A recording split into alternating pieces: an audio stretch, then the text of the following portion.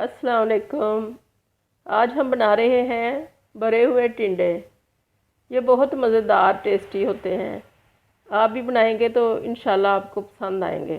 तो आइए देखते हैं ये कैसे बनेंगे।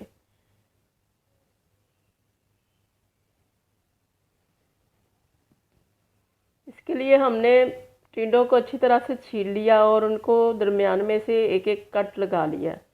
और ये लोहे की कढ़ाई में मैंने इसमें 1 कप ऑयल डाल के तो इनको अच्छी तरह से फ्राई कर लिया। ये 3-4 मिनट के लिए मैंने इनको दरमियानी आंच पे फ्राई किया है। बड़ों को मैंने पहले डाल लिया था, फिर मैंने इसके बाद छोटे डाल लिए। अगर छोटे भी साथ ही डाल देती तो फिर वो बहुत ज़्यादा नरम हो जाते पहले ही। अब मैंने इनको फ्राई करके रख देना है और मसाला तैयार करना है। बस इनको इतना सा ही फ्राई करना है, ज़्यादा नहीं फ्राई करना, क्योंकि अभी इन्होंने मसाले के अंदर भी पकना है। इनके मैंने जो कट्स लगे हुए थे उनको सीधा ऊपर की तरफ कर दिया।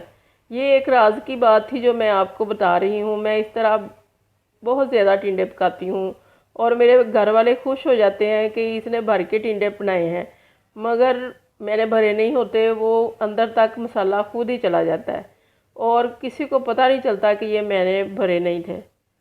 तो आप भी बनाएंगे, बहुत आसान ये रेसिपी है। ये मैंने मसाले लिए हैं। ये प्याज है 4 बड़े, किलो मैंने टिंडे लिए थे, और ये इतनी सारी मिर्चें हैं, और थोड़ा सा लहसुन और अदरक है, और ये दड़ा मिर्च है, नमक है, और ये अनारदाना है पिसा हुआ, और हल्दी है, और ये मैंने 1 टीस्पून ज़ीरा लिया भुना हुआ, और 1 टीस्पून मैंने खुश्क धनिया लिया, वो जो साबुत धनिया होता है। और नमक मिर्च आप अपने टेस्ट के मुताबिक डाल लें।